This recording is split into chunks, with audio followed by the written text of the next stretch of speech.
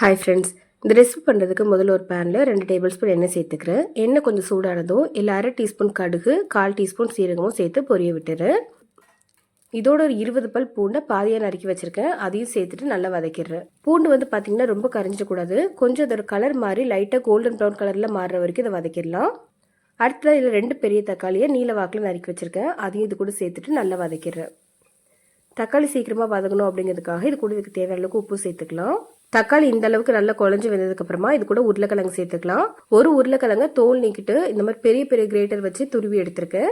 இதை வந்து இப்போ நம்ம சேர்த்துக்கலாம். இது துருவினதுக்கு அப்புறமா தண்ணியில் அலசக்கூடாது. ஃபர்ஸ்டே வந்து தோல் நீக்கிட்டு கழுவிட்டு அதுக்கப்புறமா துருவிக்கோங்க, சரிங்களா?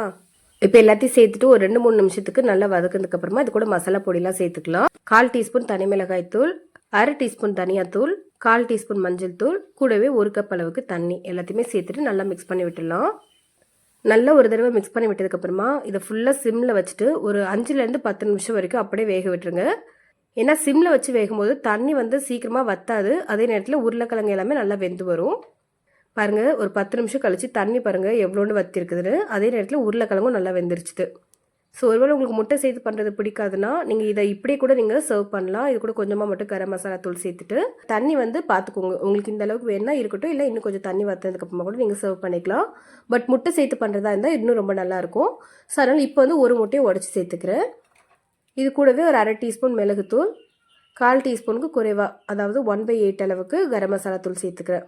சேர்த்துட்டு எல்லாத்தையும் நல்லா மிக்ஸ் பண்ணிடலாம். முட்டை சேர்த்த உடனே பார்த்தீங்கன்னா அந்த தண்ணி எல்லாமே நல்லா வற்றி வந்துடும் சீக்கிரமாகவே. இன்னும் கொஞ்சம் அந்த கிரேவி வந்து அப்படியே கெட்டியான மாதிரி ஆகிரும். ஸோ இந்த மாதிரி இருந்தால் தான் இந்த கிரேவி நல்லாயிருக்கும். ஸோ எல்லாத்தையுமே சேர்த்துட்டு நல்லா ஒரு தடவை கிண்டி விட்டுட்டு ஒரு 2-3 நிமிஷத்துக்கு வெந்தாலே போதும். முட்டை வந்து கொஞ்சம் நல்லா வெந்த உடனே ஸ்டவ் ஆஃப் பண்ணிடலாம். இது கூட கொஞ்சமாக கொத்தமல்லியில் இருந்தால் அது கூட போட்டுக்கலாம். அவ்வளோதாங்க, சப்பாத்தி, தோசை, பூரி கூடலாம் சாப்பிட்றதுக்கு வெங்காயமே இல்லாமல் ஒரு சூப்பரான தொக்கு ரெடி ஆயிடுச்சுது. ஸோ இது ரொம்ப ரொம்ப டேஸ்ட்டாக இருக்கும். இது வந்து நம்ம சப்பாத்தி கூட இன்றைக்கி நம்ம சர்வ் பண்ண போகிறோம். சப்போஸ் குழந்தைகளுக்கு கொடுக்குறதா இருந்தால் சப்பாத்திக்குள்ளே வச்சு ரோல் மாதிரி பண்ணி கொடுங்க. அப்போ ரொம்ப நல்லாயிருக்கும். ஏன்னா இது கொஞ்சம் கெட்டியாக தான் இருக்குது அப்படிங்கும்போது கீழே வலிஞ்சு வராது.